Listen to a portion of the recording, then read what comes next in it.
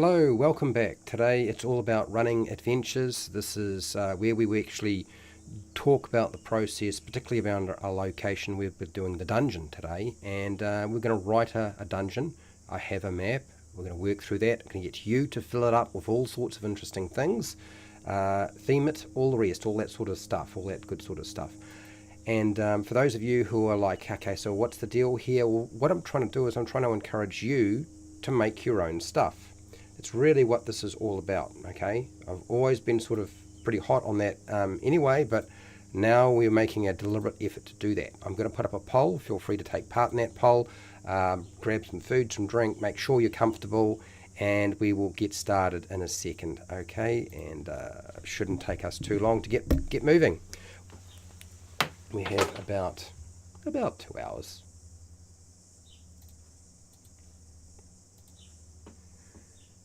Hi, welcome to How to RPG. My name is Fred Wheeler, and today I want to talk about role-playing games, running adventures, writing your own adventure, understanding the location where you're placing your adventure. Okay, this is very much what this is all about. And for those of you who want to be able to create your own adventures, this is really what I'm trying to do, is help encourage you to do that through some basic techniques, okay, some basic processes. Now, we're not trying to communicate how to professionally write an adventure. That's not the goal here. The goal here is to get you to a point where you can create your own things rather than running somebody else's adventure. Because whether you realize that or not, it's actually much easier to remember all the information for your own adventure rather than going through and reading somebody else's adventure. And you might say, yes, but somebody else's adventure is going to be better than mine, but that's not necessarily the case. You might think that might be the case, but your players will always be the judge and jury of that, frankly. And also, too, you may in fact enjoy it much more if you have more input into it. Okay, the other thing is I want it to be simple. So the process for doing this is I have a map already prepared. I have labeled and numbered it. Okay, I have used paint to do so. I've used Dave's Mapper, which I'll give you a link to. And yeah, and then what we'll do is I'll give you some basic prompts and get you started filling it out. So this is what we're all about, okay? Let there be Drossgard. Well, I suppose there could be Drossgard, but yeah. So here is the link to Dave's Mapper. Dave's Mapper is not a map making program. It does not take a lot of time. It is a map generator, okay? All the tiles, all the map pieces are made for you. You just select the combination that you want, the size that you want, and then all you're going to do is export it and then put it through paint, some sort of paint program. The simplest paint program can do this, and number each location. And each location then goes into a Google Doc, which is what I'm going to be doing today. And voila, you have an adventure. You just have to come up with some ideas. Now, if you're worried about not having enough ideas, this is why this live stream exists. You have a whole lot of people who are going to help you through that process. And Fred Hubert is a patron. Thank you for being here, Fred. And Fred is very good at providing really good ideas. And there's a lot of other people too who show up in these that do so. So one of the things you'll discover here is I like to focus on some of the basics to your environment, your adventure. Things like the features in your adventure. You know, in a dungeon, what are the features of the dungeon? Okay, so when you're doing your prep, we're going to think about this. You're going to think about, if it's important, is there a noise that's being made that we need to communicate? Is there furniture in this dungeon or this adventure location? Are there odors? Is there an important odor we need to actually communicate to somebody, players? Monsters. Are there monsters that are a threat? Are there monsters that we can befriend? Are there monsters we can avoid? Traps, things that will potentially kill us, capture us, or just slow us down. Treasure to be found. And that can be all sorts of things, including magic items. NPCs, so non-player characters. Individuals that we may have to fight, but we might be able to communicate with and form a long-lasting relationship, or maybe just a tentative relationship for this situation. Puzzles. Now, I don't want to lean too heavily into puzzles, even though I did just show you Wally DM's Journal of Puzzle Encounters. If we're going to do puzzles and something like this in a live stream, it's probably best not to come up with something complicated or for me to try to figure out a puzzle in the middle of a live stream. but we can use key and lock puzzles. So finding a key, whether that looks like a key or it's a gem or it's a rod or something that slides into a keyhole. Now the keyhole might be an eye socket, it might be an actual lock, a lock mechanism of some kind. It might be just a hole, it might be a shape. So there are lots of ways of having puzzles, and you have to find that piece and bring it over to a different location and fit it in the right place. Even the movement of statues and so forth, or pulling a lever, is sort of still like a puzzle. Okay, it's still that. It's very basic, but it's still there. Objects that we can interact with and we can pick up and take with us are going to be important. And natural hazards. If you decide that natural hazards are important in the situation, then let's include those as well. So, now that I've done that, the first thing we need to do is we need to determine the theme of our dungeon. What is our dungeon theme going to be? So let me just get you started with that. So hashtag, what is the dungeon's... Now, when I say dungeon, a dungeon is just a restricted space, okay? It's not like you're adventuring in the wilderness, obviously. It is just a restricted space. It doesn't mean it's a dungeon like, where you keep prisoners and do torturing and execution under a castle or anywhere else. It doesn't necessarily have to be that. Okay, what is the dungeon used for?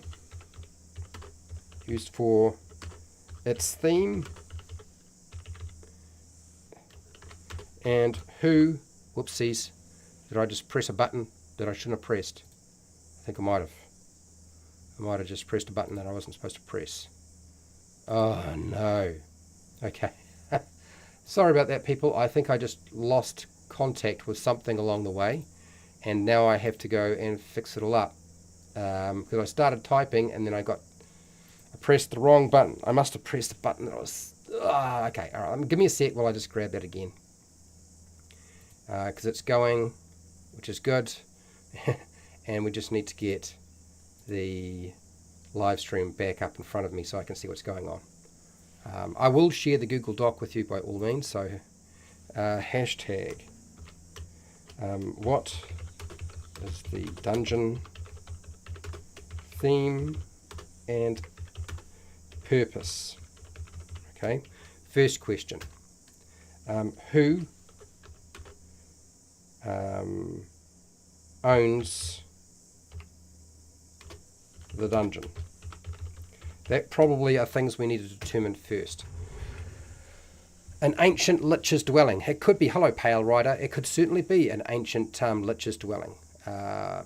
Could be that. Now, while you're coming up with some ideas, people, use the chat for that. I'm going to go through some of the basic features or locations that you can include, rooms, chambers, whatever, in a dungeon, right? I thought that would be probably at least partly useful to us. Fred Huber is suggesting an abandoned warforged factory overrun with invasive creatures. Well, okay. I like the idea of a abandoned... I don't know if we necessarily have to make it a warforged factory, but maybe a mechanoid factory or an automation factory or construct factory, a robot factory. So I like the idea, Fred Huber. It's good because it's a little bit different. There's been a gazillion ancient lich dwellings, but only those of you who are here can really sort of say, okay, well, I like that idea more than another, and since we're going to build it based off who is here, yeah, we've got two ideas. You guys are just going to let me know which idea you like the most. Okay, so some of the things that you might find in a dungeon location. A slave lord's lair, overrun by the undead. Yes, yep. I mean, a slave lord's lair. I mean, it sounds very sort of giant-esque. Slave lords. I mean, there's actually an adventure around slave lords in the past, right? So things you can have. You could have an antechamber. You can have armories. You can have an audience chamber in a dungeon.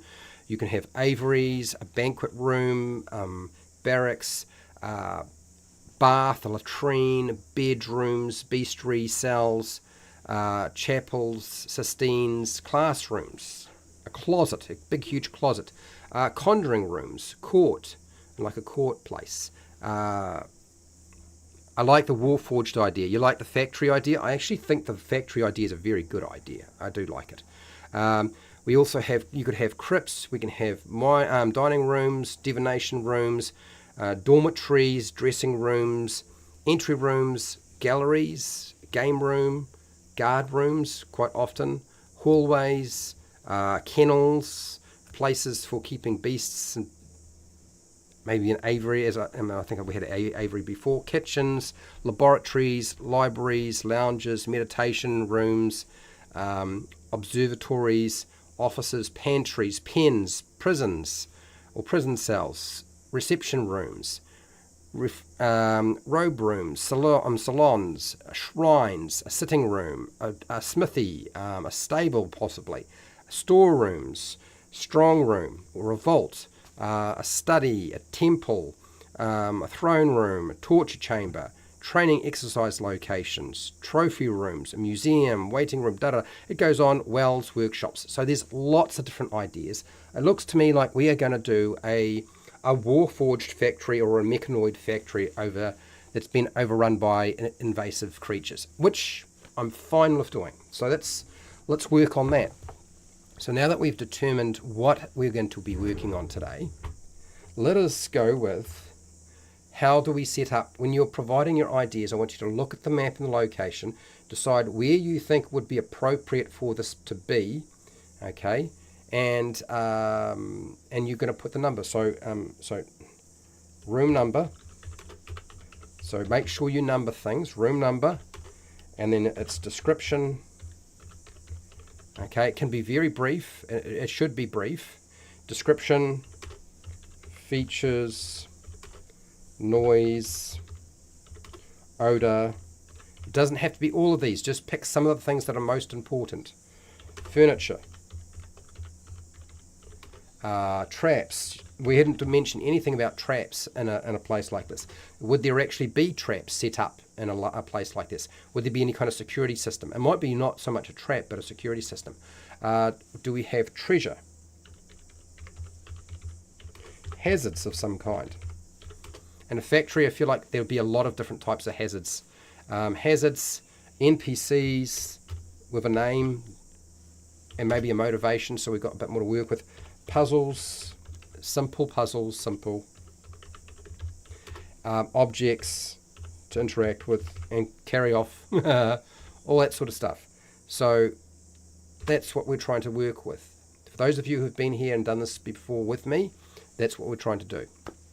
Okay, now I'm going to work on the Google Doc and I'll take your ideas, I'm going to incorporate it, and I will share and update you as to where we're kind of at as we go. Yep. And 18 has already been selected by Fred Huber. He's decided this is a nice big open space and this is an assembly line. So let us take 18 as the assembly line, and he's given us a good rundown. Now, because the Drossguard are not, they don't belong to me. They belong to, they belong to Esper the Bard. I may not keep the name Drossguard. I might just change it to something a bit more generic. Does that make sense? Because I don't want to. I'm not trying to claim somebody else's stuff. I want to point out that you can make your own stuff, and it doesn't necessarily have to involve interfering or getting involved in any kind of intellectual property or any kind of copyright. Okay, a lot of these things, depending on how you word it, don't even have to involve any of that. So here we go, the assembly line. We'll just go with assembly line. And so we're going to put in here a series of rusted machines attended by 3 remaining, yep, I got it, 3 remaining functional, and we're just going to put here mechanoids,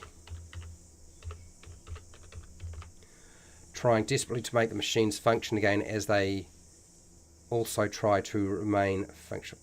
Okay, so a series of rusted machines attended by 3 remaining functional mechanoids trying to desperately make the machines function, work. A lot of the word functions coming in. Let's just put the word work. Okay. All right, cool. That's 18. 18 is done, and I'm probably going to pull in your basic idea. You said the abandoned Warforged factory, and what we will do is we're going to just drop this in here into the top end, I believe it is, under features.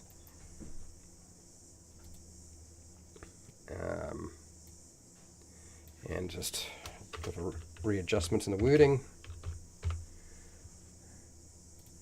Cool. Very good. Doing nicely. I just got to keep up with everybody, don't I? Experimental Warforged factory. So now, when you say experimental Warforged factory, I think what we need is an experimental something, like an experimental workshop, maybe. You can have different types of Warforged or mechanoids. Yeah, okay. So let's just go here. Let's go experimental workshop. I don't know where the experimental workshop is going to go, so we're going to just drop this underneath all of the numbers for now, and we'll put it somewhere when you guys have decided where you would like it to live. And I'll build that out a little bit. Experimental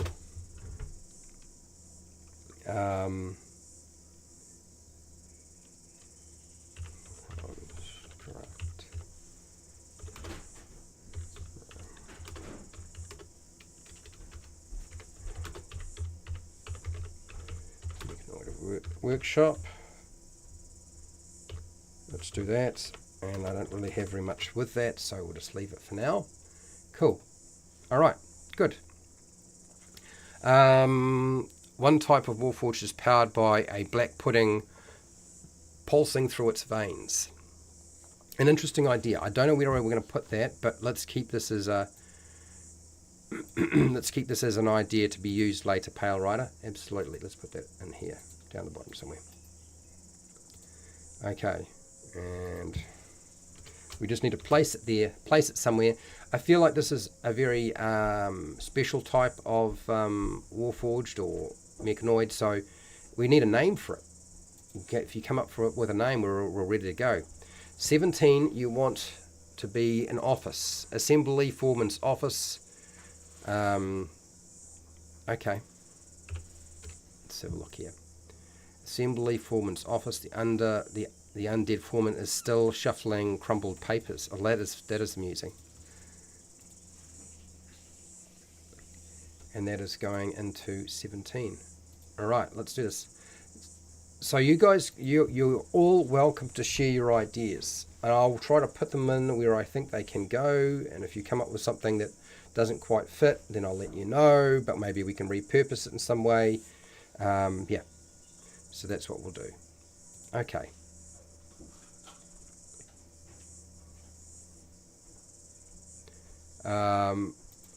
We're just going to call it the Foreman's office. Foreman's office. And I will write up a little bit more for this. The undead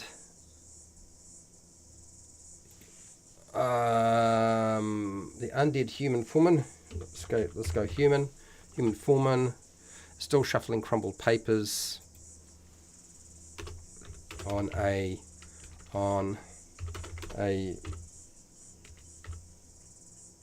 metal desk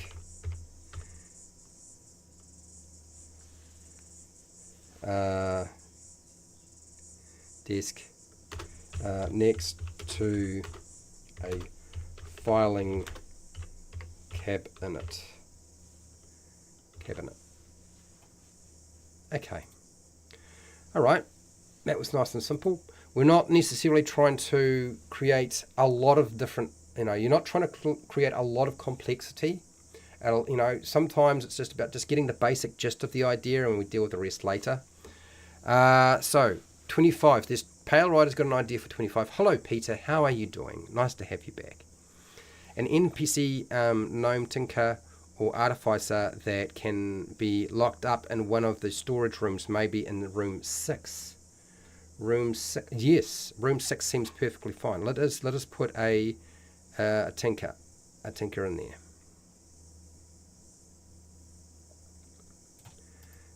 We can do that. But how long has he been locked up in Area 6? That's going to be the big question, isn't it, Peter? It's like, is it just recently? Is it not? So, a gnome. A gnome tinker. So we need a name for our gnome tinker, by the way. Don't we? More than likely, we need a name for that that tinker. So if you're going to put in a name for something, please reference whose name it's supposed to be. Otherwise, I'm going to get very, very lost very, very quickly. Okay, now we've got 2 ideas. You can move my idea around. Yeah, and I always usually do. Hello, Jasper. So me and Jasper were chatting yesterday about this process that I have on YouTube, where we do a live stream and then we come up with a whole lot of different stuff, and everybody sort of shares their ideas. And he was saying how much fun he was having. Do you know, I have a lot of fun. I mean, it can be quite difficult to figure out where everything goes sometimes, but it's a really fun experience to make an adventure with other people. So if you've never done that, sit down with another game master or dungeon master and just come up with ideas together, you should definitely give it a try. If you ever get the opportunity, give it a try, because it's really helpful. It makes the process so much easier. I know some people like their privacy and like to just do things on their own, but that's fine. Okay, so 25 Pale Rider's put here a very large room with an experimental mech standing tall. I like this idea. So 25 is we're talking about really big. Like we're talking about huge, probably huge. The air smells of oil and metal. There are plenty of parts scattered around the edges of the room. And absolutely. I almost feel like this is a large showroom. It almost feels like a showroom, doesn't it? 25 could be the showroom. Why not? Let's make 25 the showroom. And also what you've done is you've set up the last room as being potentially a major climactic battle. Should things go that way. You never know. They might just get into the thing and drive it off. Showroom. Because a lot of factories would probably still have a showroom. It may not be very big, but they might still have one. Let's definitely include that. A very large room with an experimental mech standing tall. The air smells of oil and metal. There are plenty of parts scattered around the edges of the room. Okay, so now we haven't said that the mech is going to actually attack them or anything. A very large room with a huge experimental. Okay, cool. Love it. Now, let's get back to... Hello, Scotty V, how are you doing? Butter for the name of the gnome. You want to call him Butter? Gnome. Grievous Panther. I think we'll go with Grievous Panther for now. I don't know why we can call something else Butter. I'm not sure why you want to call something Butter. Dear. Okay. Let's go here, Grievous Panther, and we'll just go there, and then I'll put the word NPC Butter. I think we needed something else to have a name, didn't we? There was something else that was put in here that needed to have a name, and we didn't have a name for it. Oh, that's what it was. We have an experimental warforge powered by a black pudding pulsing through its veins. We're going to call this thing Butter. Maybe not. I don't know. We'll see. Or the buttered. Okay, so let's go back to 25. So 25 is going to be this, and then Fred Huber had also suggested for 25 to be ranged target testing room. And it's a good size and sort of, it's actually not a bad idea. Testing room. The curved walls is pockmarked with the impacts of ranged weaponry. Moving targets pop up when more than 50 pounds is on a pressure plate firing position. I really like that idea. And I think you're right that 25 would really be good for that because it's got lots of space. But I also like the showroom idea with the huge mechanoid or mech. So what we'll do is I think we'll move the showroom to 21 or to 23. 21 or 23. I'm thinking that we might even move it to 13 because 13 is a nice big space. And then 25 is probably perfect for the testing range. And I really like the idea of the testing range. So let us do something like that, shall we? Let's move our showroom. Where was I going to move it to? 13. I think 13 makes a reasonable showroom. Let's go there. It's closer to the entrance. Although we probably need to make sure we have at least more than one entrance going in. Just so there's a bit more variables, a bit more variation going on. So 13 is now going to be our showroom. and then the idea of the firing range is definitely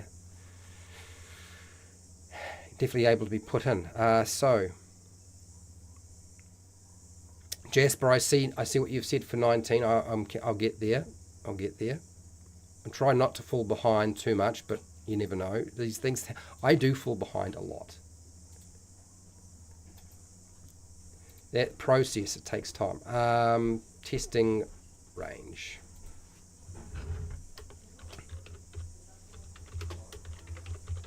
Testing range.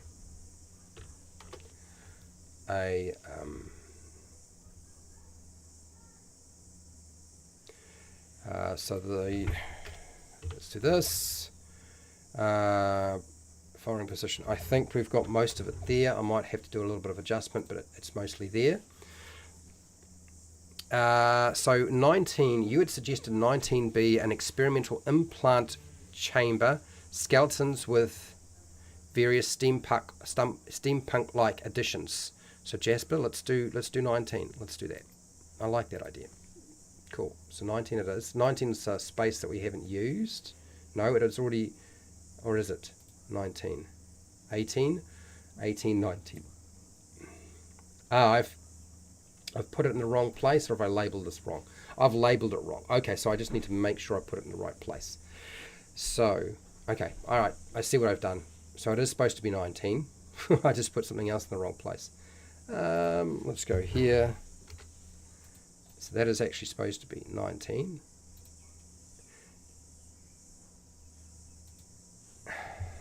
Experimental implant chamber. And okay, skeleton with various steampunk additions.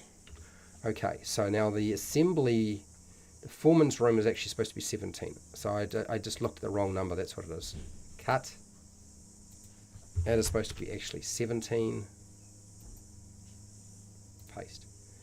And then the assembly line is actually number 18 because there's bigger space there, right? Which is, that's what I said. I must have just wasn't paying attention enough. That's what it is. That's right. Got it. Okay. I'm pretty sure everything is in the right place now. Okay. Cool. Yes. Got it. Okay. 5 or 15 large rust monster lair. Okay. All right. A rust monster lair in 5 or 15. So 5 or 15. And where's 15?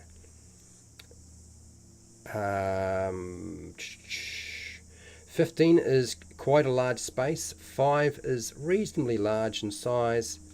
And a rust monster lair, well, there's, I mean, both rooms end in a dead end. So they don't go any further. Like you can they lead it in and then that's it. We don't have anything else. So that's definitely a possibility. 5 or 15. Well, let's say if we're going to make it a large rust monster lair, we need a bit of space. Because if you're going to do something like this, right, you want to be able to have a herd of rust monsters chasing after the player characters. For those of you who have never used herds of rust monsters on your players, you don't know what you're missing. I tell you now, it is some of the funniest stuff I've ever seen. And the things they get up to when they have not just one rust monster to deal with, but many, and they can't just wipe them out in the first round. They get up to some strange stuff. It's quite entertaining, it really is. So we're just going to call this Rust Monster Lair. We need to obviously give you a bit of information about our Rust Monster Lair, but that's at least the beginning. We know what we've got there. And it's fitting for something like this. We've got some evasive creatures in here that are feeding off everything. Butter is a gibbering mouther. Okay, that is somehow got in and trapped in 10. The television sitcom reference is involved. Okay, is it? I don't quite understand the television sitcom reference, but that's beside the point. I think we've established it's going to be in 10, and what is in 10 right now? Oh, there's nothing in 10, so we can put it in there. I almost feel like we need to put like a big, huge picture screen in 10. Is Butter a gibbering mouther that has simply gone mad, or something else that got transformed after watching too much TV? TV that was related to a fantasy world, maybe a bit of a steampunk thing going on there as well. So let's call this the television room, or the moving picture room.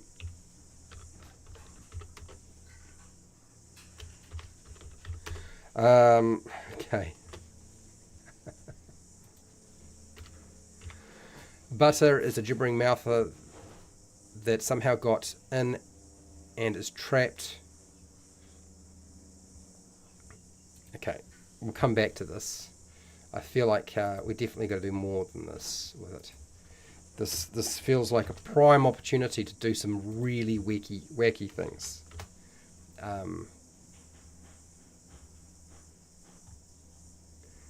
Somehow got trapped. Trapped in front. Let's see, in front of a moving picture screen.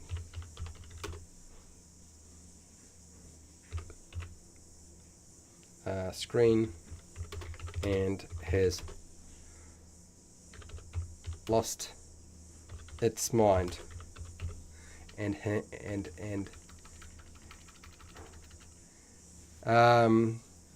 Okay, and picture screen and has gone insane.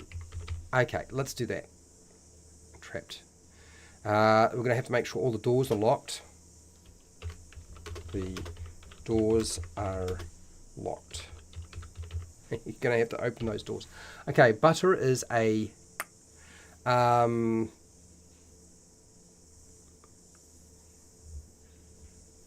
let's start off as something else, as a human. Butter was a human that transformed into a gibbering mouther that somehow got trapped inside of a moving picture screen and has gone insane. Okay, nice. I think we've got that one down. 10 is locked in, baby. 1. A chalk floor cave running into a stone wall that has been breached.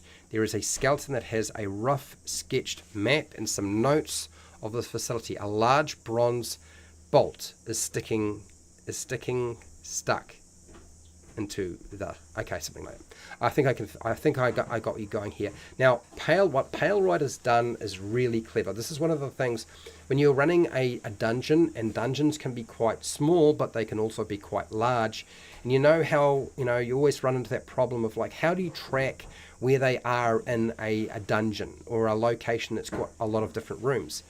The great thing is if you can find a rational reason or a good reason why you might include a map of the location, so they can just they don't know what's in each location, they just have a map. so that they know, so you can just lay the entire map out and say, okay, we went there, now we're going to go here, because this is what our map says, this is, you know, where we can go. So you eliminate the problem, particularly for Mega Dungeon. One of the things I discovered with Undermountain and Dungeon of the Mad Mage is if you can find a good reason why they have the map of the entire location, you don't have to worry about drawing the map yourself, providing them with descriptions that they can write it down, and you can just print it out in one go and you're done. And that's exactly what Pale Rider has done here, which is very, very smart. So let's do this.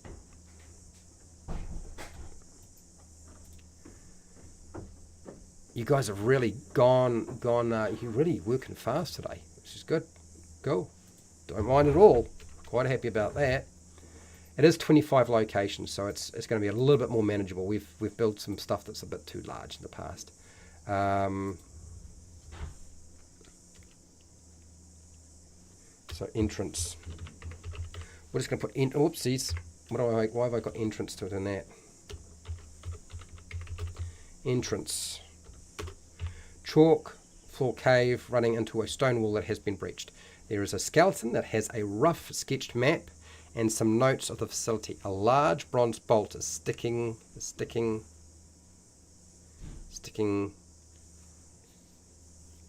somewhere. Sticking somewhere. I don't know where. Sticking somewhere, question mark. Okay.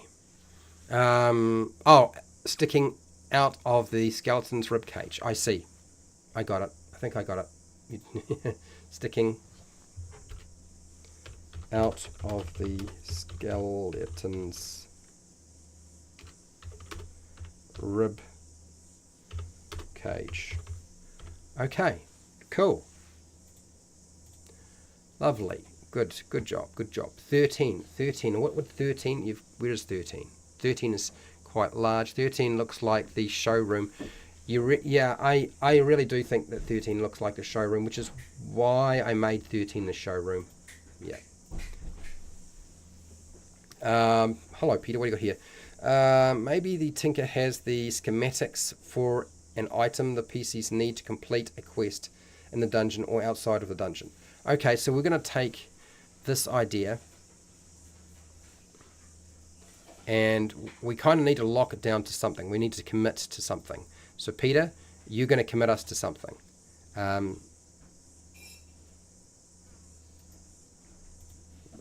It would be better not to have a schematic that's related to somewhere else, because what you don't want your players to do is to go partway through a dungeon or a location that you've prepared and decide they want to go somewhere else, because you just generated a whole lot of more preparation you need to do that you may not be prepared for or ready to do. So, hello Nacho Man. Nacho Man is also a patron, just as Jasper is, by the way. If I forgot to mention that, I'm doing it now. So yes, so it would be probably better if it's related to this dungeon. You just got to determine what that's going to be. Remember, when we're making this adventure, we're thinking about location. We're adopting the older style of creating an adventure, which is you build it around the location. You give yourself, a couple of different goals to achieve in that location, whatever they might be. Okay, usually I wind up coming up with about 3 different adventure hooks that relate to the location, and then you just let the players figure out which one they like the most. Okay. Or you present all of them or one of them, or however you want to do it. So let's take the Tinker idea, and I think where is the Tinker? Here we go. Let us go here and drop this in. Paste. Tinker has schematics for an item the PCs need to complete. Yep. Or outside of the dungeon. So we're going to get rid of the outside of the dungeon. We're going to keep them locked into dealing with what's here, and we do need to know what that will be. Admit that we might not figure that out right now. We might just figure that out later. It doesn't have to be figured out right this very second, by the way, Peter, or anybody else. So yes, he did. Married with Children sitcom. Okay, Butter is the phone number of Al's 1,200-pound mother-in-law on a dial a date line. Oh my gosh! Oh really? I didn't realize that. 25 room looks much more manageable. Yeah. 25 rooms. Yeah. This is one of the. We had this discussion, didn't we, Nacho? I was making the dungeon rooms and dungeon locations way too big.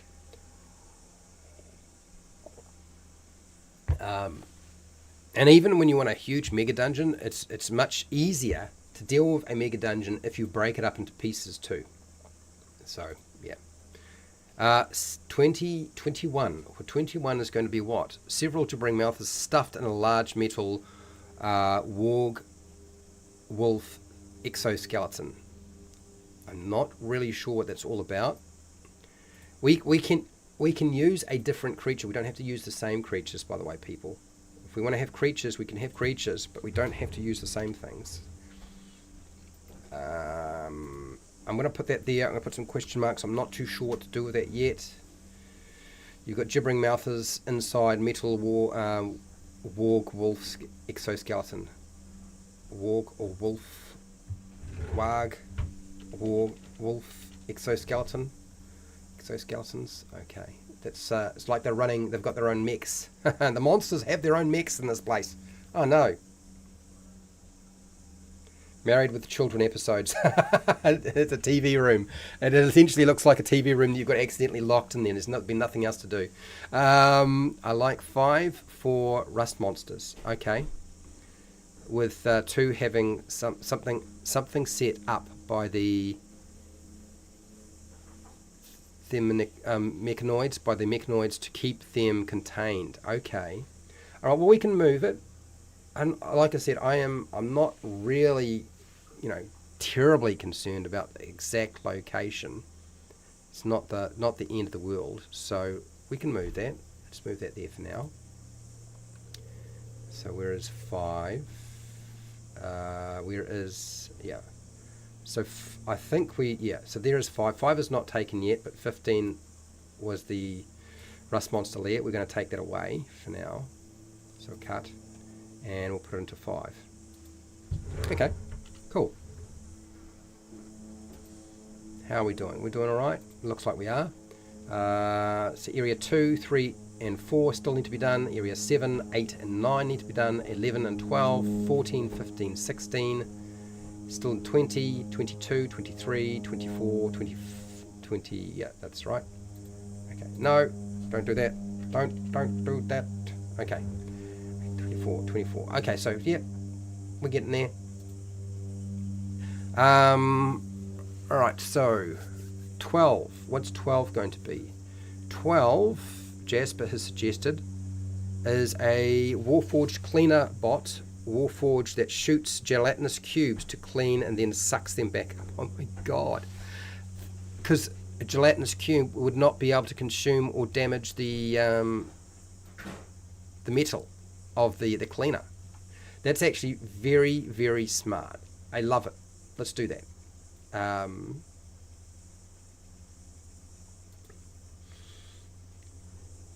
I'm not sure it necessarily has to be area 12, but that's what he's doing. He's cleaning that room.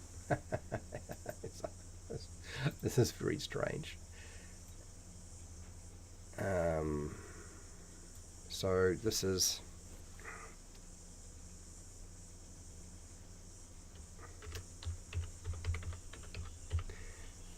mechanoid cleaner.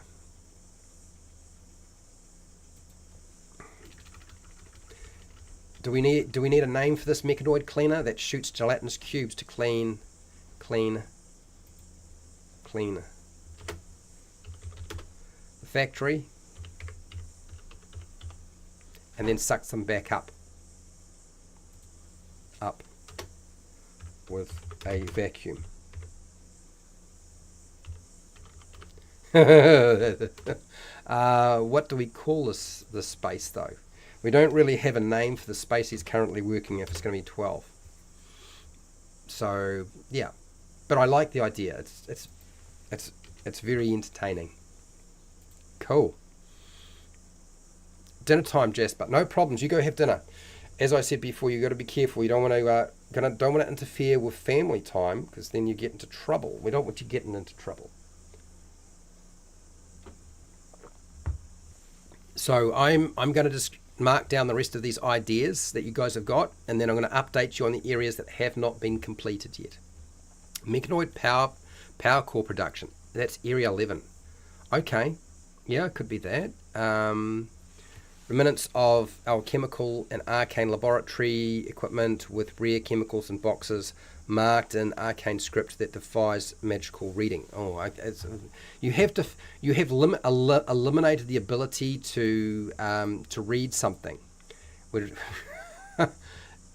Continued.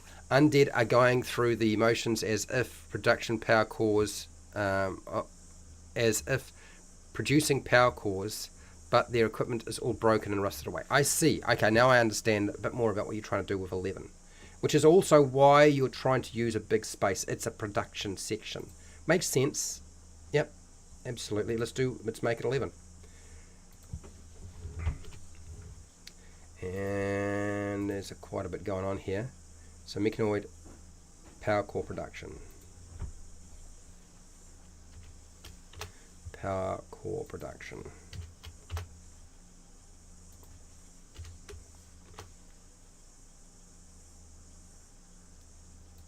So, remnants of alchemical arcane laboratory equipment with rare chemicals and boxes marked in ancient script. Ancient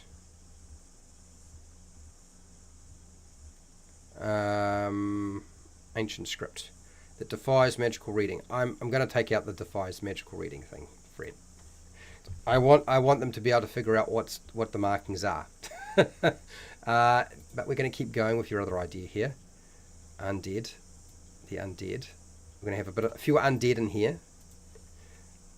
It's a good thing that undead can live in a space with robots, essentially, because they're not going to try to eat them. Undead are going through the motions as if producing power cores, but their equipment is all broken and rusted away. Okay, sweet, nice one. 20. The room's air is stale and metallic. Razor wire webs descend from the ceiling. 2 or more. Oh, metal spiders are hanging. Okay, that's interesting. Power right up. Let's just do 20. 20 seems like a fun one. 20, and it's a round room, so 20 it is. Okay, so I'm not even sure. The rooms here are stale. 2 or more metal spiders are here, and they shoot large bronze quill harpoons at intruders. Okay, all right, we've got it. Got it. It's in. It's done. About that, but it's that one down. Nice. Well, I've tried making my own dungeon adventures before. You have negative space, and how did it go? Let me know. Let me know. In the corner of 5 is a pile of rust with a power core from the mechanoid that sacrificed themselves as rust monster bait. Okay, so all right, so this is what we want to go in the lair. Let's do that, because we don't have very much going on with 5. We just have it marked down as it's a rust monster lair.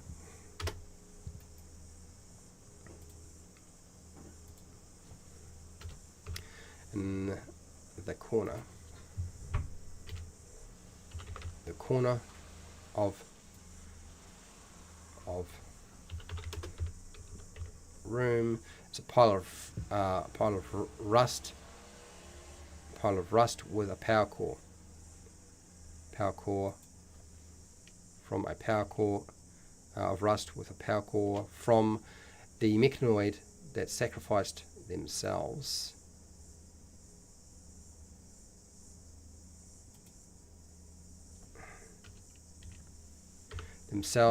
as rust monster bait. Yes, okay. a large family of rust monsters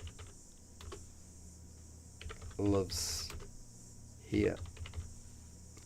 Now I say family because it's nothing. There's nothing better than including baby rust monsters. There's going to be an argument amongst the players about whether you can. It's legitimate to kill a baby rust monster, guaranteed. So I think the triangular modrons should be in. Oh, you want the triangular modrons should be in area 13. Area 13. Where is area 13?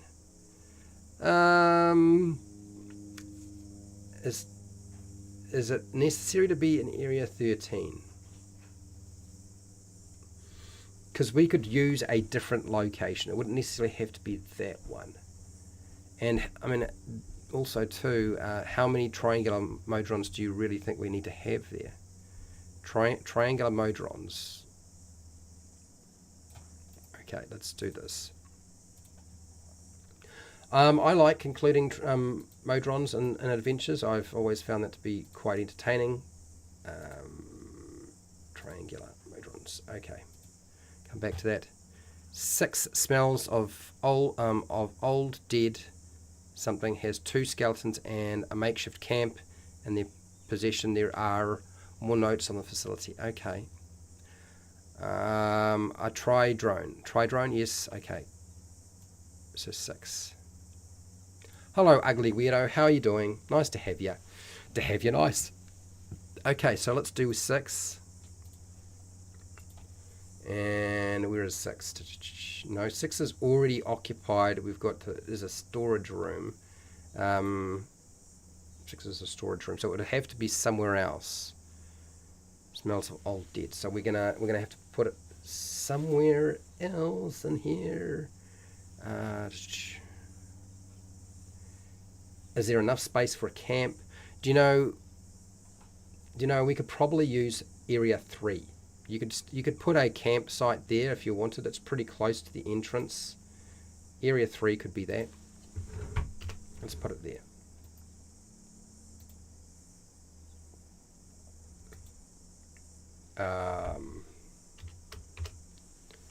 Of smells of old dead, of decay. Let's just put decay.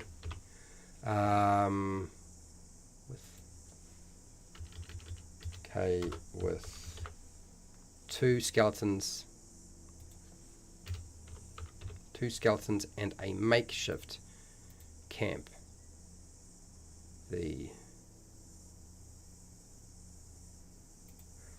So there. Okay.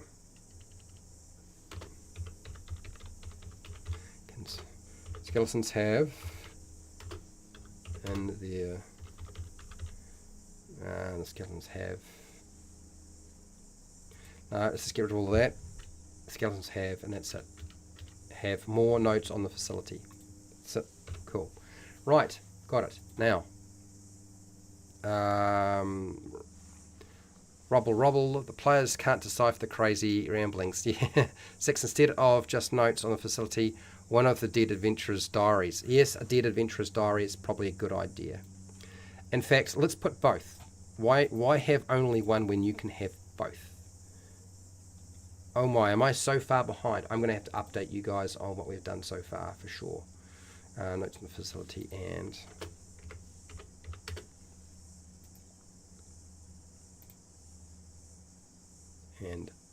a diary. And a dead adventurer's diary. Okay, that's good. So that's all that done. Let me just quickly make a note of the areas that we have not dealt with. I need to make sure 3, I've just marked 3 down, so I've just used 3. So I'm going to update you so you know where we are. I can see where I got up to. So let's do an update on what rooms are still not done. So area 2 and 4. Hashtag. So areas not completed. and it is 2, 4, what else? We've got 2, 4, 7, 8, 9. 7, 8, and 9. And then what else have we got after 7, 8, 9? We have 14, 15, 16. 14, 15, and 16. And then after that we have 22, 23, and 24. 22, 23, and 24.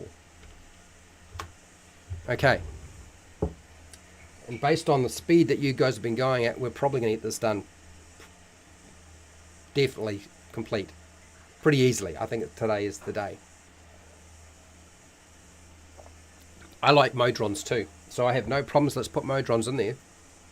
Are those pillars in 16? I think they could be pillars or they could be statues.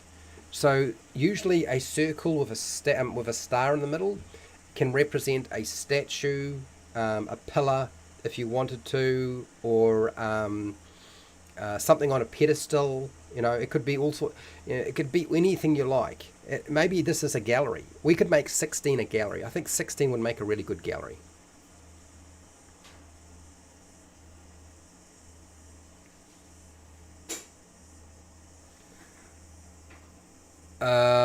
So what do you say, Fred? Here, the reason I picked 3 for was I was putting there is what we have in 13 in area 3. Oh, so what did we have in 13 that you wanted? You wanted something in 13 to go to 3? The showroom. Is this because we wanted a bigger space? Is because 13 is a nice big space, whereas the showroom, can we fit a huge mechanoid in there? We probably can. It can be up against the wall, and it would be, so yes, 13 could be there, which would then move the other thing. I'm not sure that it's going to necessarily make too much difference, but yeah, I'll come back to that. Let me just, 2 should be a waiting room that is of some kind. A waiting room that is some kind of puzzle. Okay, so we'll just mark it down as 2 as the waiting room. I don't know what sort of puzzle we're dealing with here, and I'm not going to make a puzzle in a live stream for obvious reasons. Okay, it's too much. As I said, lock and key puzzles and something like this on a live stream are probably the only thing we can get away with. If you can come up with what the puzzle is, then cool. But otherwise, yeah. So waiting room, I'll just leave it as 2 for now.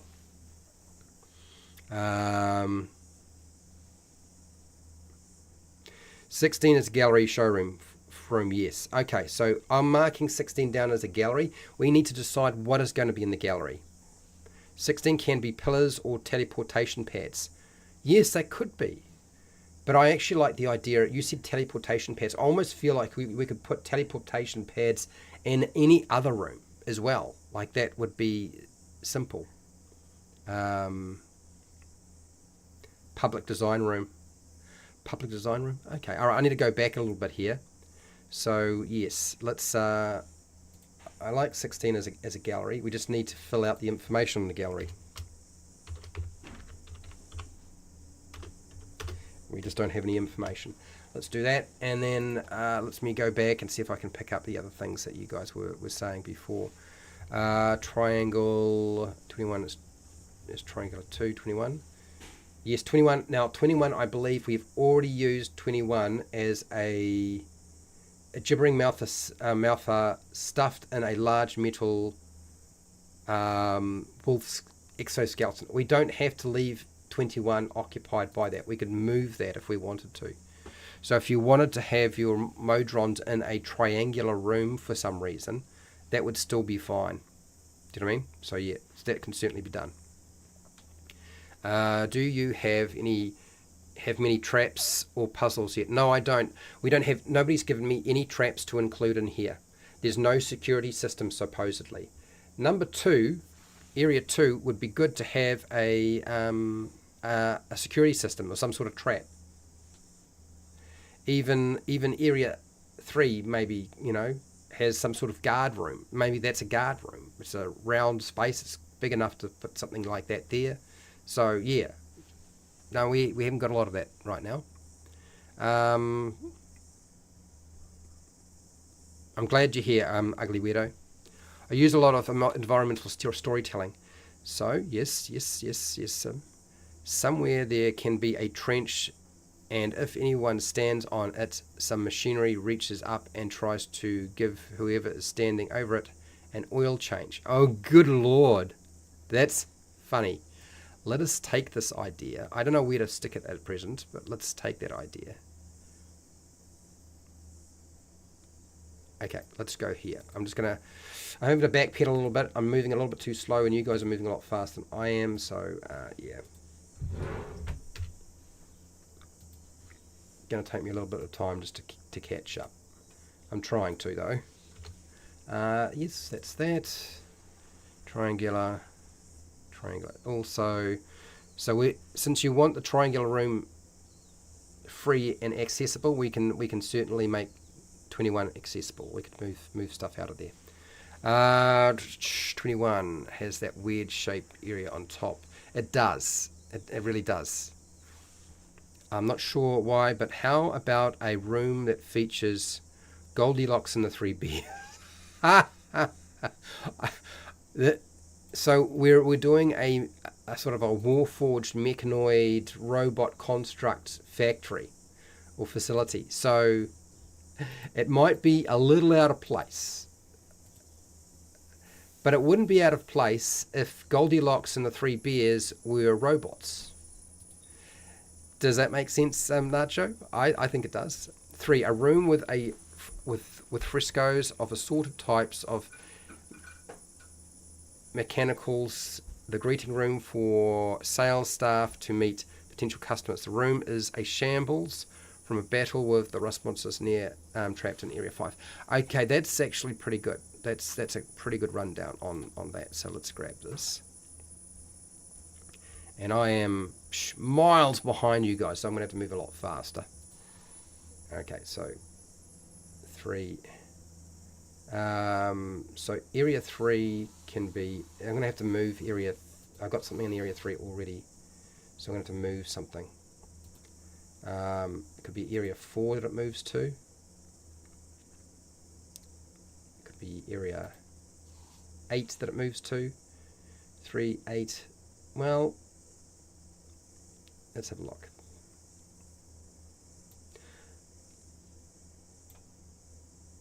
Let's go here. Copy and Area 8. We'll just move this campsite that you've created to Area 8.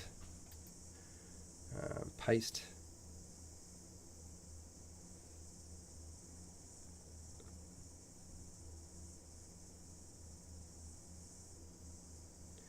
And Area 3 is something else now. Okay. Alright. Cool. That's that.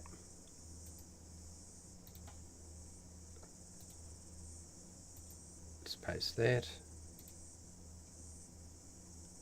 Rust monsters.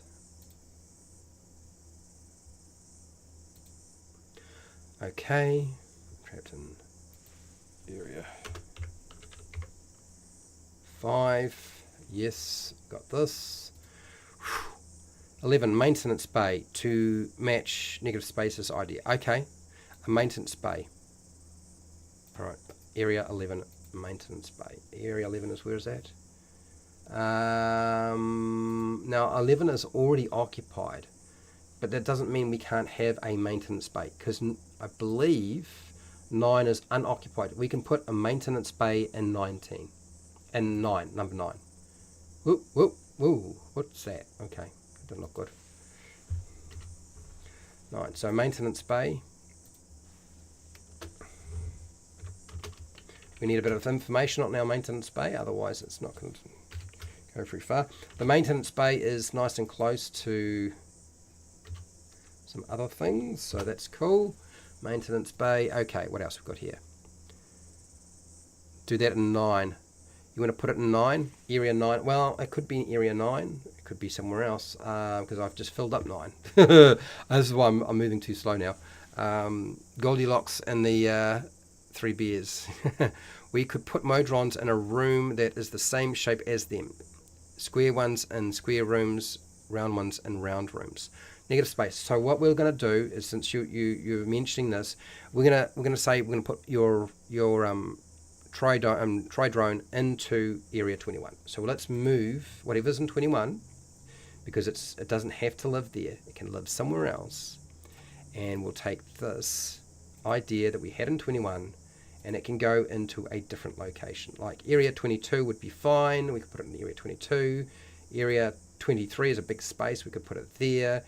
Area 24 could go in 24. Let's put it in 22. Okay, we'll just move that and paste. Okay, cool.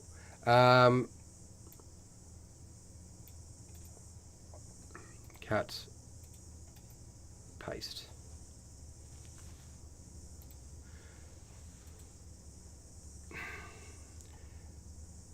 We're just going to call this the triangular chamber. How's that? Triangular chamber. Triangular chamber. And a group of Modrons.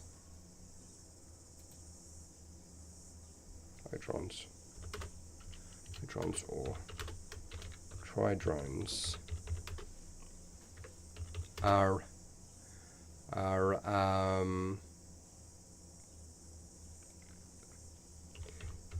busy, I don't know, filing. How about busy sorting?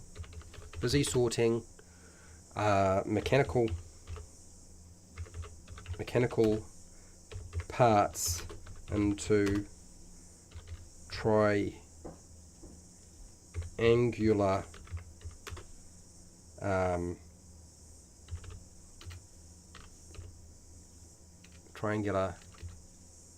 storage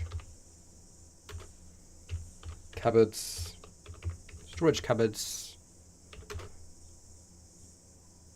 crates, and containers. How's that? Is that more what we were trying to get at? I'm hoping that is. Sincerely do. Which ones?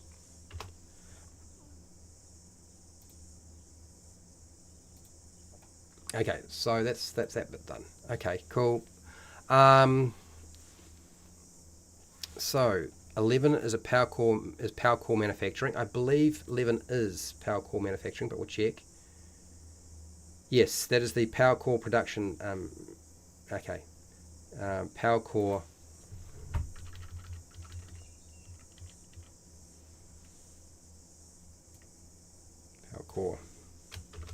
New power core factory. Yep, got it. Next. Okay, Modrons dungeons sounds mechanical. Could use a pentadrone. We could, but pentadrone's not always going to be around. 16 can be pillars and teleportation. So teleportation pads, I think we should definitely have somewhere in some of these rooms. There's going to be teleportation. We need to have a teleportation pad. Absolutely. Let's do this. Paste. Next. Maybe they have a machine wash that they walk through and has brushes and things that come out to clean them in the maintenance room also. I suppose you could do that. Yes. Yep, let's include that as part of that section.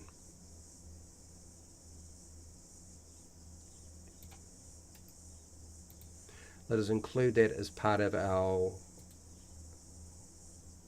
that section. So the maintenance bay.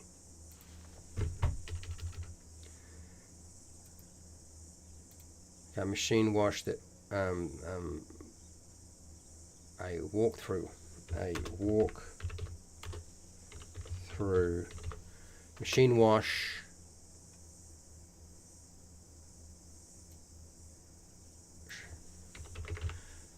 It's brushes and things coming out to clean it. Okay, all right, I got it. It's down. Thank you, negative space. That's that done. Okay, so I am way behind.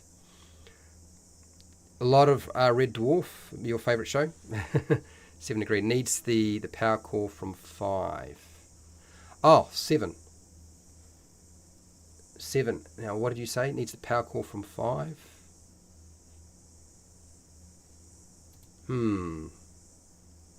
Not sure. I gotta start. I go back up.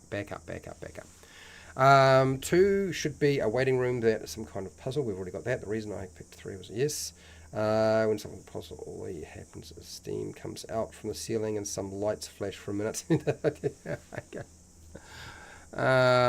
Dear. So we're going to put in a puzzle that has no real payoff.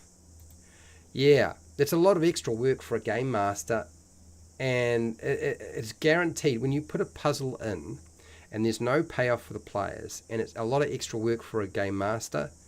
A puzzle like that comes off as being kind of like a dick move, really. Really, it can. So, yes, I don't know about that. Really unsure about that a lot. So, we're going to just drop that here. Paste. No, that didn't work. Let's try that again. Paste. Okay, that's better. Shoot. Let's have a look. What else have we got here? Doing a gallery. Showroom, yes. It's a gallery. I mean, we've got a showroom for one thing. That's a showroom for the mech. But the gallery, we need to know what is actually in the gallery, right? Public design rooms. 15 and 24. Public design rooms. 15. Where's 15? Oh, 15 and 24. Public design rooms. I'm not sure what we're supposed to be doing. I mean, okay. 15 and 24. I mean, I can do that. I don't want to do both. I don't want to have both in that location. Like, can we not? 15 and 24. 24.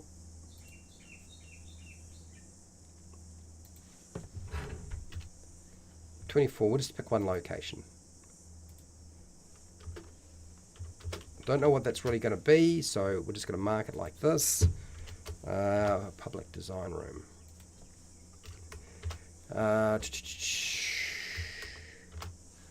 Kind of feel like you wouldn't necessarily have your public going through your factory, but anyway. 16, 2 anaconda-sized flying metal floating near the ceiling with statues of the creators of the factory facility. That's not bad. Let's do this. I'm going to just sort of.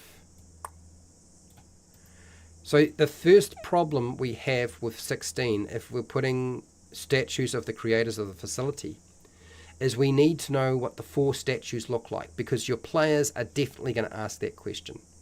And if we don't have an answer for them, it's going to be a problem.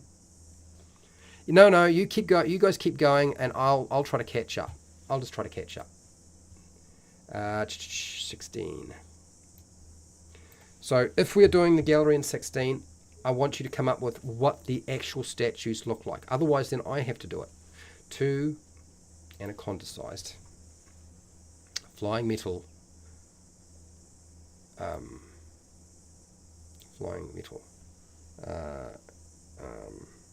Robots floating near the ceiling with this. Yes. Okay.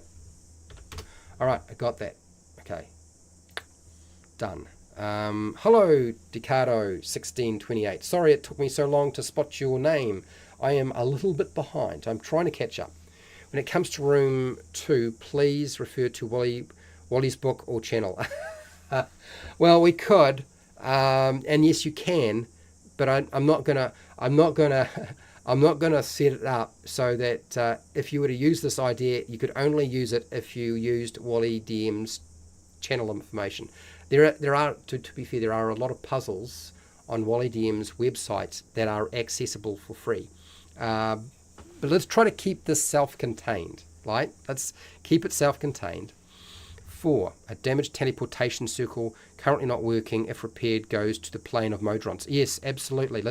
We need to have a room where there's something like that going on. And Fred, even if room 4 is no longer available, no, it is available. Room 4 could be that. Yeah, and it's round. It kind of has that feel of, look, yeah, that's where we put it. So let's make that. Let's do that. Yeah, just do that now. Chunk.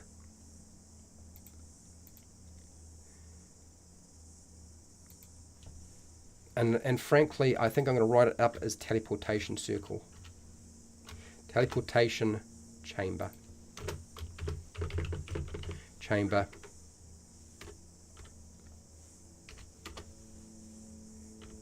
The transport circle. Circle. Let's go here.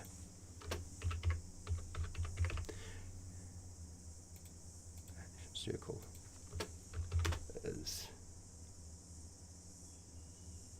is currently not working. Currently not working. If repaired, goes to the plane of Modrons. And Mechanis.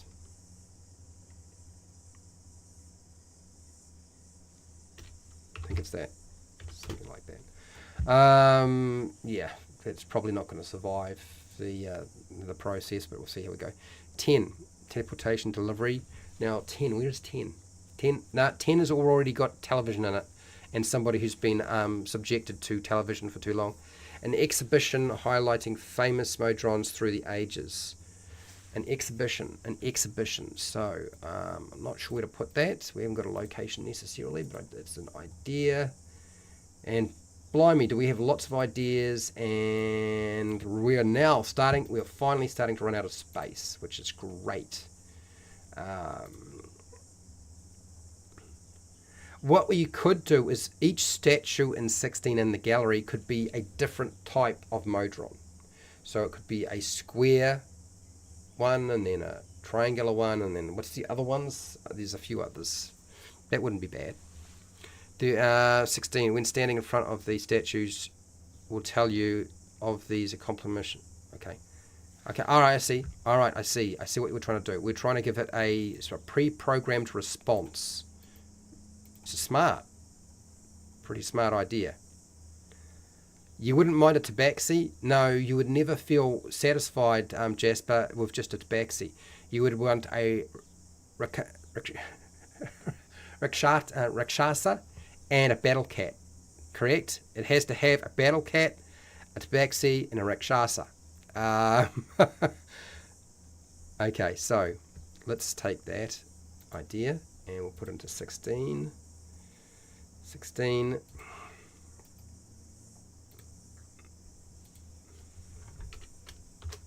Standing in front of the statues. They will tell you of their accomplishments in the facility, and that is quite cool as an idea. There would be a teleporter that teleports someone to a room that looks exactly the same, making them think everyone else has disappeared. There's some cruelty going on here. Have you considered something like a small tribe or something that tried to colonize, not knowing it was occupied, have nasty fortifications and whatnot? Haven't really done anything like that so far. 12 could have the oil change, since it could have an oil change. 12 could have an oil change. What are we doing with 12? What's in 12? He's a cleaner, so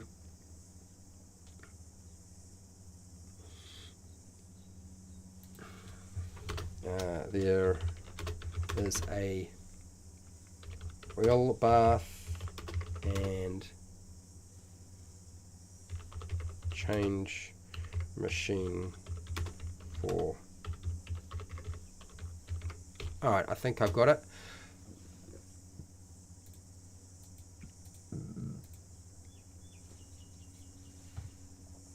Okay, so I've done that. Cool. What do we got next? 17. An elevator to take you to levels above and below this level. We're not going to have multiple levels, so it's a single level dwelling. So 17 being an elevator would be like, wouldn't make any sense. We've already used 17, and sticking an elevator in there, yeah. I don't want to add additional levels to it. You guys can stick an elevator in here anywhere you like, really. Now, one of the things that you'll notice too, when it comes to designing dungeons, it's quite common to have at least one empty room. I always suggest to you that the purpose, I've done a video on empty rooms before. The purpose of that empty room is to allow the players a possibility of being able to rest on site if it's a safe location to do so. So you deliberately build that in. So we probably should leave a room completely unoccupied, or whatever it is in it is not going to be causing any major issues. Do you know what I mean? That might actually be quite a smart thing to do. Maintenance bay would be fine on 19 for when people bring their Warforged in for servicing relatively close to entrance. Yes, yep, it's already a number 9. Yep, so that's done.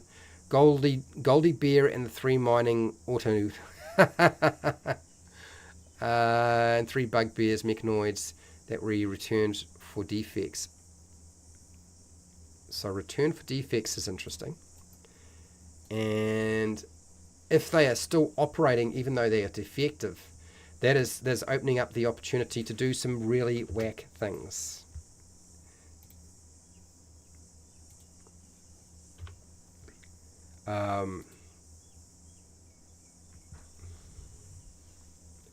Okay, so let's go here.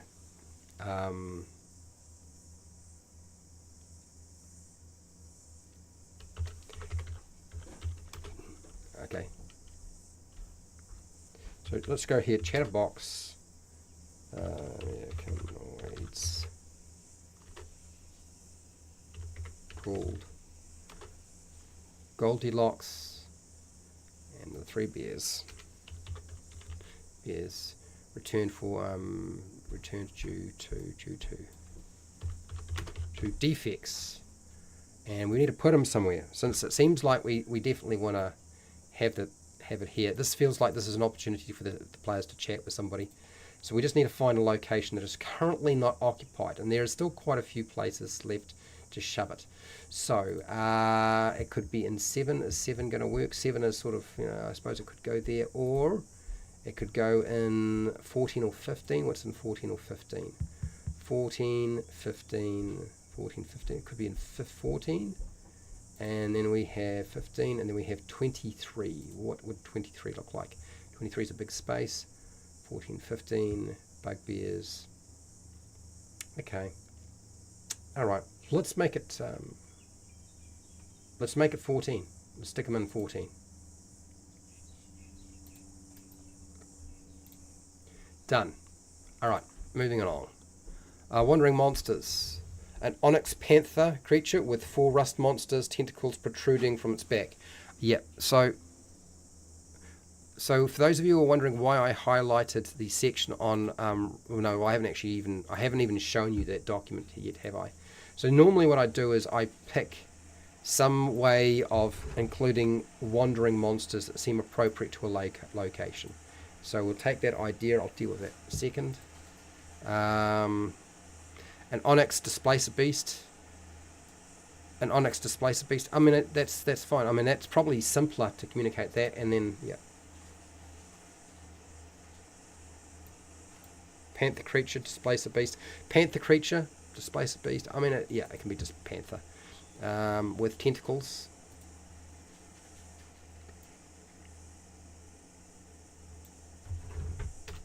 There we go. It's done. Alright, so yep, totally stealing Onyx Panther with Rust Monster Tentacles for a game I'm ever running again. Yep, fine. Well, this is what we do here, is we take each other's ideas, don't we? 7. A damaged Warforged humanoid. The parts to fix him are in the room. He will help party fix it. This is a really good way of including something outside of let's just destroy everything. So I'm all for that. And so number 7 is a taken, I believe. Yes, it is. It's a small space. We can do that. It kind of reminds me of the Tin Man, right? Damaged mechanoid.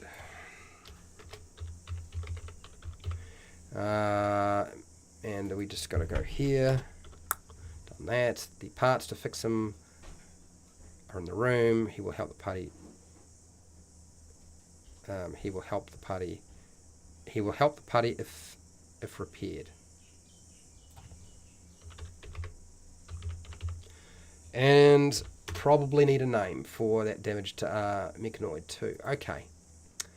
I'm going to be doing a lot of naming again. Here we go. So a room somewhere that has detached heads waiting for a body or a new body the players could talk to. Okay, negative space, it's a great idea. Absolutely. Let's do that. And then 7 needs the power a power core from area 5. Okay, so let's do this. So a room where detached heads. So let's have a look and see what we've got left to fill out. And we have 15 and we have 23. 15 and 23. Which one? 15 or 23? I feel 15 is the way to go. Let's go with 15. And almost feel like almost immediately 23 is like probably going to be something like the body section. Head storage.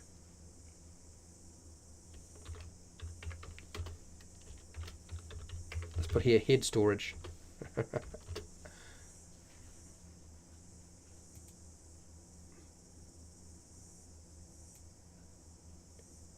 And here head storage. Detached heads waiting for a body.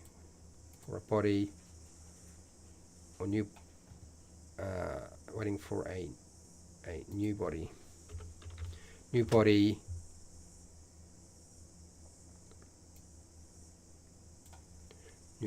The characters can talk to. Let us include. They've been waiting there a long time, so let's hear bored, because you would be bored, detached.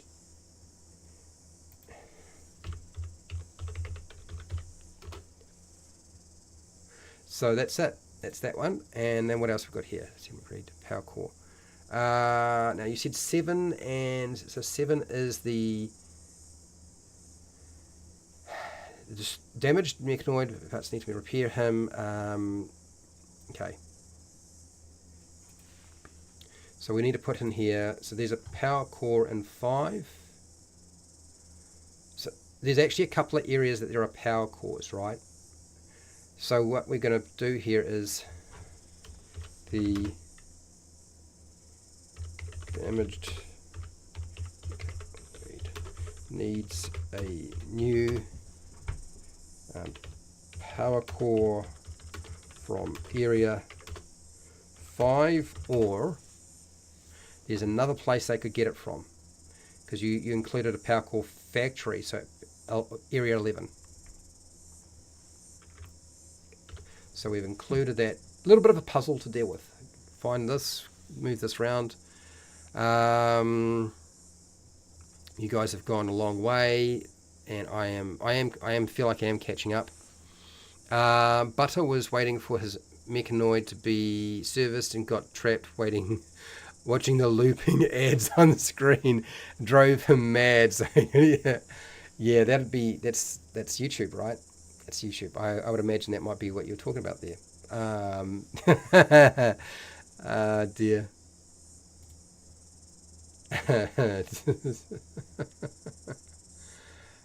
And yeah, so yes, butter.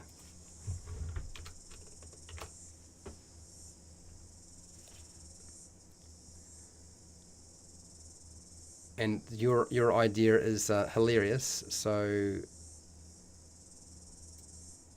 because he's gonna, that's an interesting little bit to add to that, I have to say. made it a little bit longer, but that's all right. Let's do this. Just waiting for a mechanoid to be serviced and got trapped, watching the looping ads on the screen. And that's what drove him out. So drove her. Oh, butter. You want to make it a her? Yes. Okay. Yeah. So, yes. Okay, that's good. All right, that's fine. I need to show you guys what we've got here so far. As for the other creatures being in the area, for some reason, that could be at back family. Yes, would come back. I print off the room so that if I contemplate. Yes, I need to. I know I need to show you what we've done so far.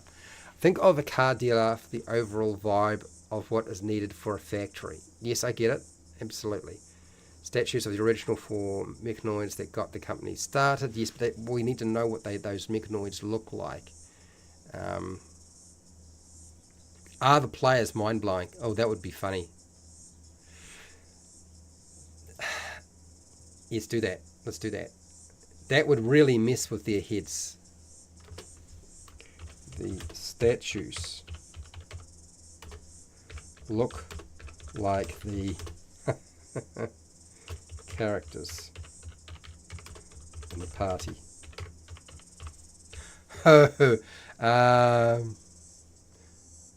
The statues look like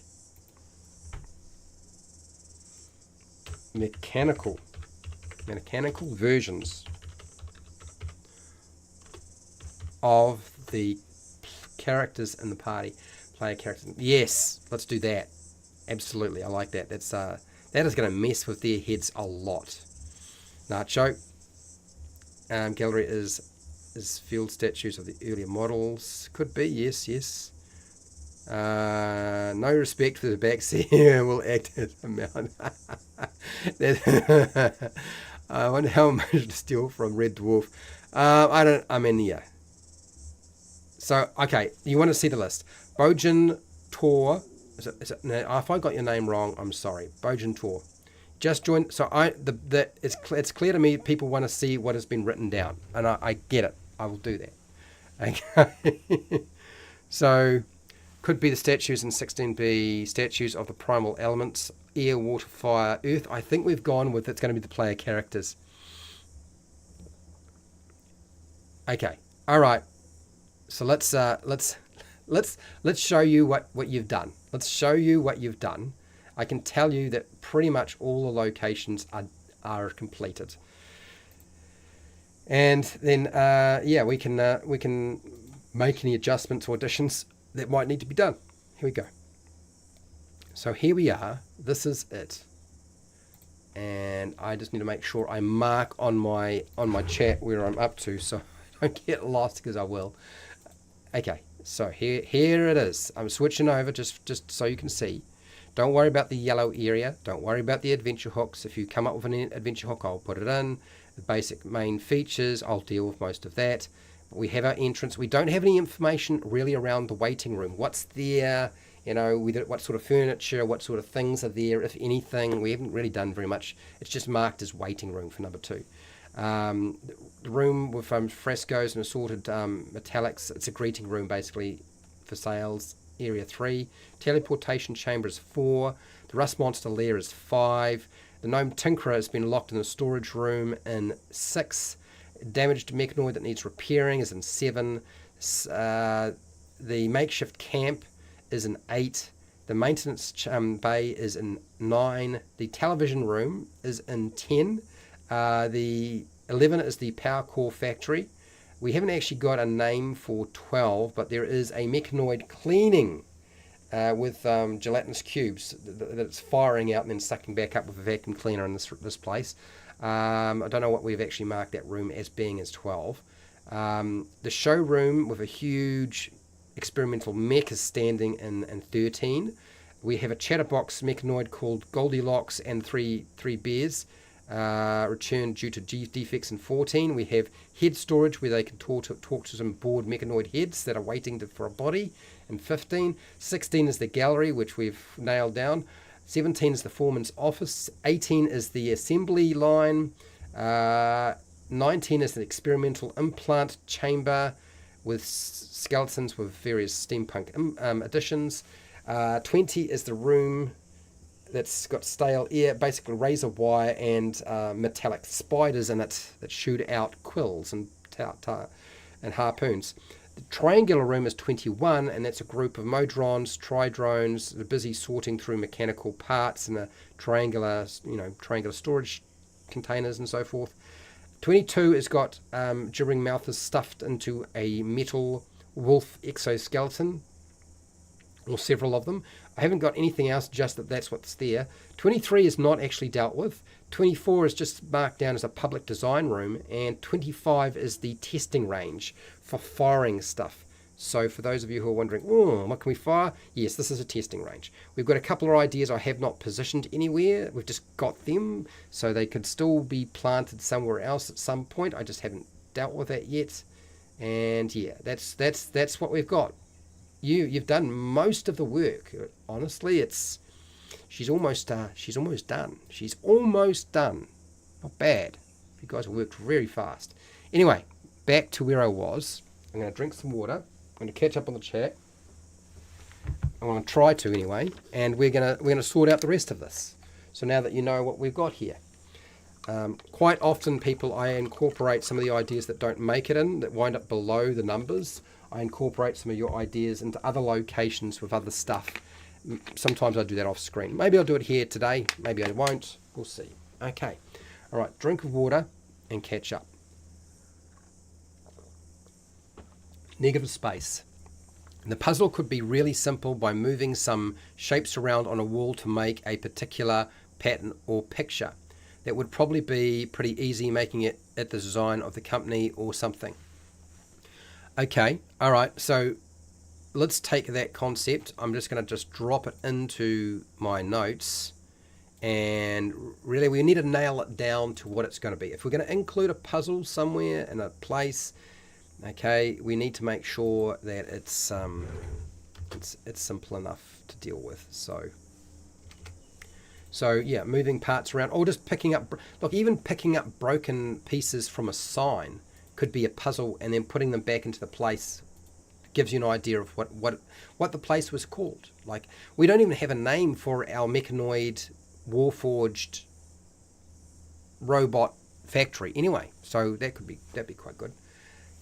Custodial and storage room, 12. Custodial and storage room, 12. I think 12 is done. Custodial. Oh, okay, I see what you're saying. A custodial storage room. It could be just a storage room. 22. 12 is a custodial storage room. Well, either we call it one or the other.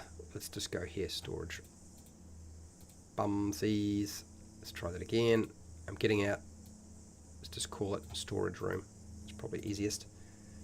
And that isn't 12. Yeah, it's just a storage room.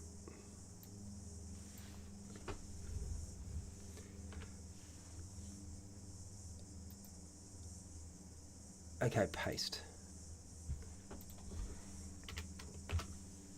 Storage room. So let's have an infestation in here. So the storage room has been infested with insects and rats. That's why he's firing those gelatinous cubes out there to clear them all out. Like, you're gonna mess with our storage room. It's time to clean you away. Get rid of the pests, the blights. Okay, Goldie, 3 and 14, good. Received from teleportation, yes, we've got that. Floating heads, 23, right next to construction. 23 could be right next to construction. Yes, or we could make 23 like the area. No, I'm not gonna say anything to Esper about any of this. Esper doesn't have time to really chat with me that much, he's busy. He's creating his own stuff. So 23 is look, let's make this the let's just put here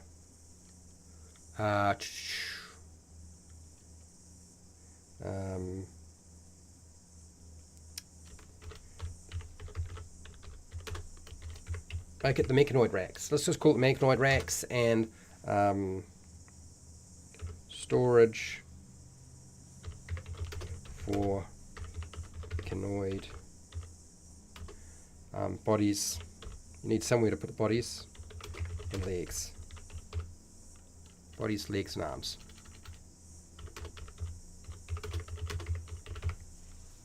Okay. All right. Let's keep going, since I'm still trying to catch up on you guys. Eddie. The name of the repaired Warforged is Eddie. I'm going to call him Eddie. There's something going on with it. There's a name around Eddie that I'm missing, right? The rusted remains of limbs. Yes. 18, I think, is already done. But we can add rusted. I'm fine with that.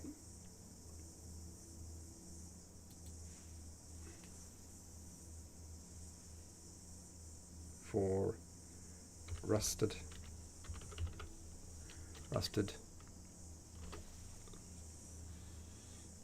Okay.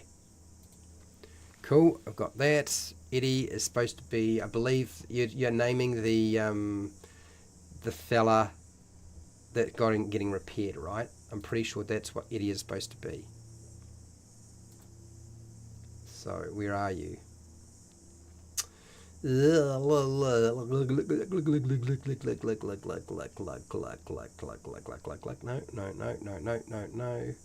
We've got that one. Damn. Okay, here we go.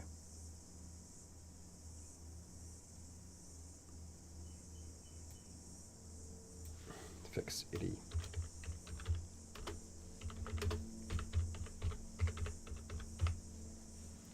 Okay, all right. That was easy enough to include. That was fine. 23. Yes, we've got that for Fred Hubert. We have done that. You suggested that. I've done it. I put it on. What else? It's been almost 90 minutes. Time for review, I think. We can review again. I see what is... Yeah, see what... Yeah, we've done all of that. Transmitter drones are types of motrons. Yes, they are. Okay, so I am almost at the bottom of the chat. So I want to show you what is done. I'm not saying that this is finished, because usually I go off on my own and I tinker. Okay, after we do these things. Oh, we've got a dross guard to match every lifestyle we have. We have a slogan. Let's put the slogan in the waiting room.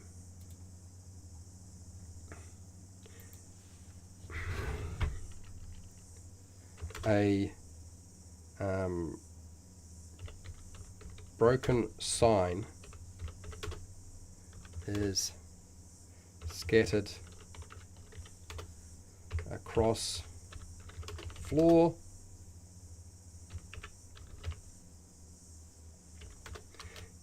if the broken parts are assembled,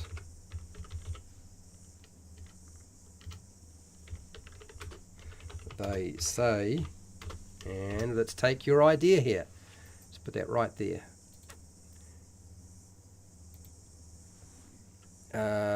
We've got a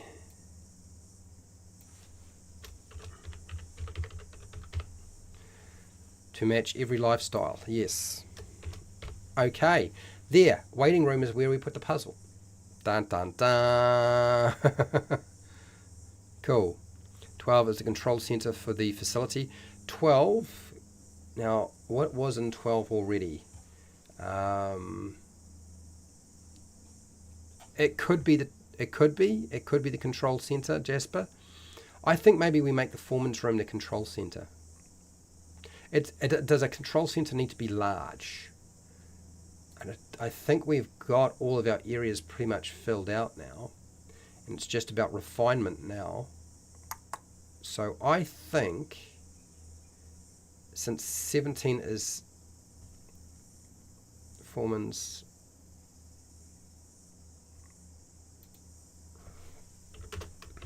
control center.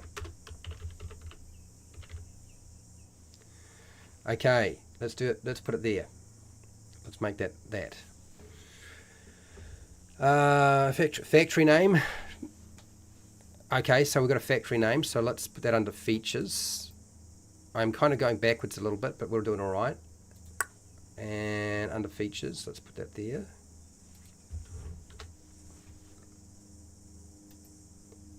Paste.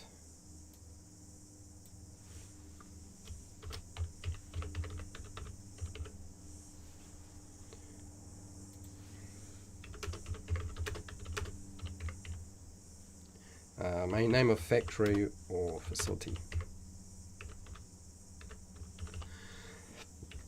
Okay. Oh, pardon me. So we've got that done. 12 is custodial engineering room. Large. I worked engineering for hospital. For a hospital.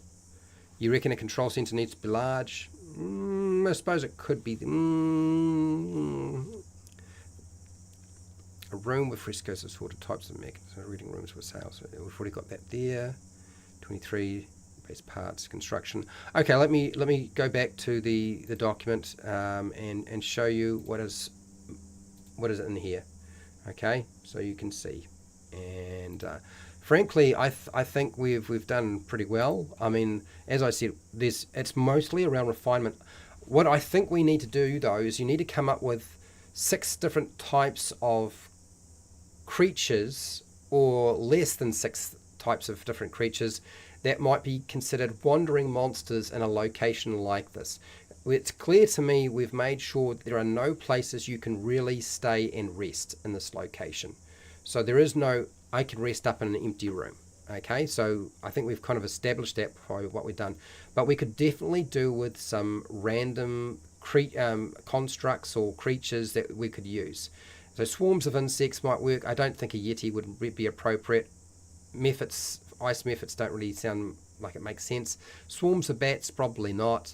And water or ice elementals don't really seem like they're applicable. But we've got the onyx panther creature. We could certainly include that. And now, so this is what we've got. We've got our entrance, waiting room. We've got a greeting sales room. We've got a teleportation chamber. We've got a rust monster lair. We have a what do you call it? A storage room that a gnome tinkerer's got locked inside. We've got a damaged mech in a room called Eddie.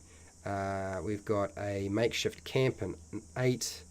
The maintenance bay in 9. 10 is the television room. 11. 11 is the power core factory. Storage room is 12 with the cleaner, getting rid of those insects and rats. 13 is a showroom with a huge mech in it. 14 is the chatty chatterbox mechanoids called Goldilocks, and there's 3 bears. We might need to name those 3 bugbears. I don't know if we can. Do we even need to call them bugbears? We'll do 3 bugbears.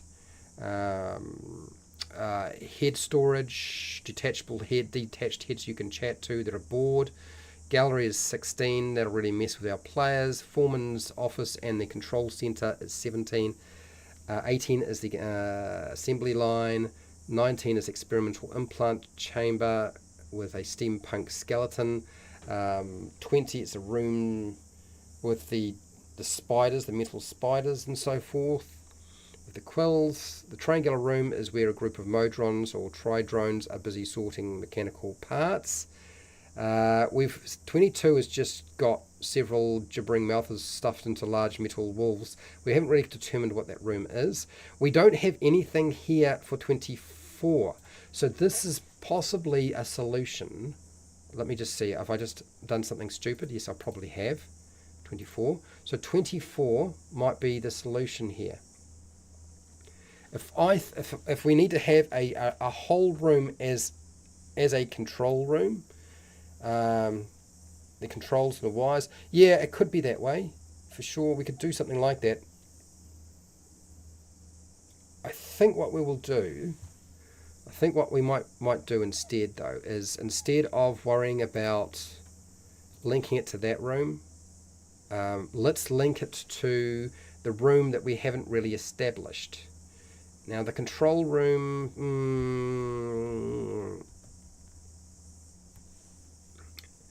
24 probably wouldn't work very well because there's no doors on it. Whereas that's why 12 is kind of a bit more useful, right? And then 24, what the heck is 24? Okay, all right. So let's make the control center 12. And there is an infestation of rats and insects in here. And they are eating the controls and wires for it. So, Jasper, your idea is now going into 12. And I am going to make 24 what I had down for, what was it? 12. 12 can just be that. Okay. Let's go here. Or it doesn't have to be a control center. Add to the control center is 12, which means 17 is just the foreman's office. And then we go back to 12, paste. The control center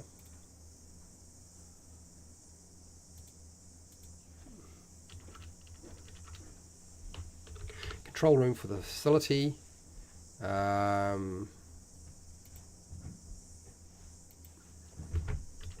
Rats and insects are eating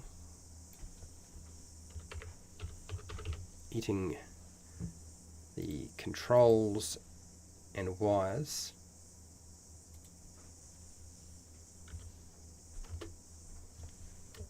A mechanoid cleaner is shooting gelatinous cubes. Let's just give it a big G, that'll help. Gelatinous cube is shooting gelatinous cubes. Gelatinous cubes to clean the okay. That's that. Let's cross this out. And I think that's mostly got it. Whatever you guys had put down. Lich pokes, head around corner, cast spell, please. A wandering lich, we're not putting in a lot. The former CEO of the corporation, you really want to put a wandering, that's ruthless. Ruthless. It's one of the power cores, ready to install it on the utterly ruthless. You're going to make a wandering monster, a lich. Yeah. Had to be large, working, engineering for hospital. Okay, Jasper, so we've done that. It's only really area 24 that I haven't really done anything with, but I think we'll be able to sort that out. Let's have a look and see if there are any other ideas here. Experimental construct robot, workshop. We don't have like a workshop, do we? Space. We could get rid of that, and that could be the workshop. Would probably be appropriate.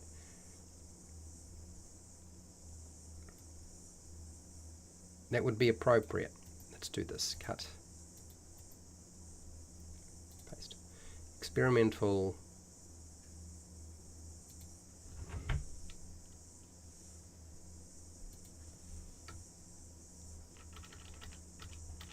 Let's do that. Workshop. Prototype.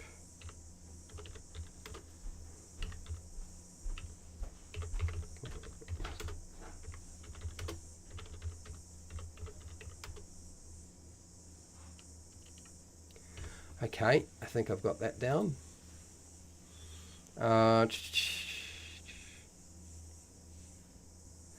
Yeah, like I said, you pick something that you think is sort of appropriate. It's just a basic theme behind it.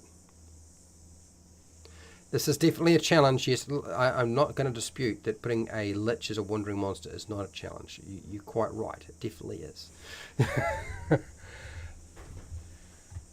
A black pudding that used to be part of recycling has gotten loose. Okay, we could have a black pudding. That's not a bad idea either. It's black pudding. Black puddings are pretty nasty, so let's, a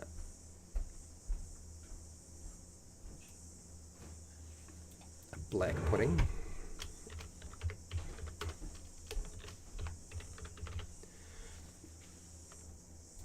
Cool. All right. We're just about there, I think. DMs are supposed to present challenges.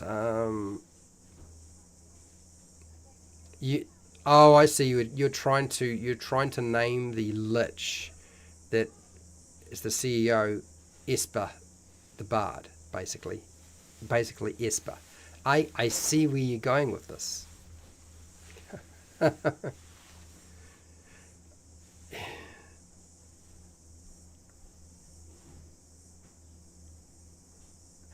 Red Hoover plus billion. You okay. All right. Let me just take this. I'm going to rewrite it a little bit. I'm definitely going to... No, it's not working. Little buttons in the way. Okay. I'm taking that concept. I'm making a note of it. And I will figure out how to include it. I don't think he should be wandering around just any old place. If we're going to stick him somewhere, we need to stick him somewhere. Paste. There we go. All right, cool. So, one last look at the final sort of document, and I think that's it. I think we're out of time. We got 25 locations done.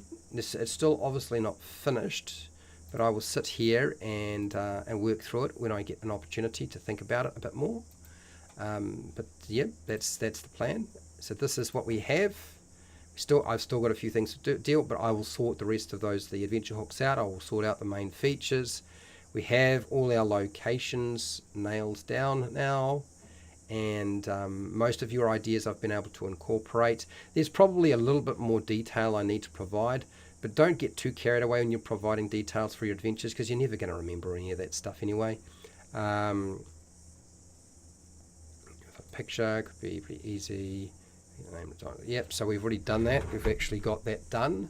Solving the puzzle happens to... No, we're going to leave that out, because that's just going to annoy me. If I had to run it, I would probably just it would just come across as being a dick move. So I'm not going to do that. And then trench, which is out, grabs. So this I think probably needs to go into the maintenance. This really needs to go into the maintenance bay. We need to put that into the maintenance bay, right? Lich, I'll deal with that later. Exhibition, highlighting a famous Modron through the ages. I'll figure out where to put that. I might find a place to plant that later on. So yes, we did it. 25 locations. Should prove to be very entertaining. I think we've established that it is going to be pretty entertaining. There's plenty for them to do. And the great thing is, it's not like we sat down for months and months and months. It's honestly, it's been a collection of a handful of people that I could count on my hand coming up with ideas and filling in different locations, and I'm just taking what you've come up with and trying to figure out how to integrate it in together. And some stuff I've changed, some stuff I haven't changed. Yes, I will put this up onto Patreon, but it probably won't be till the end of the week. I still have to finish the castle adventure, or the castle location we built, which was intended to be used by the players as a stronghold or a base location.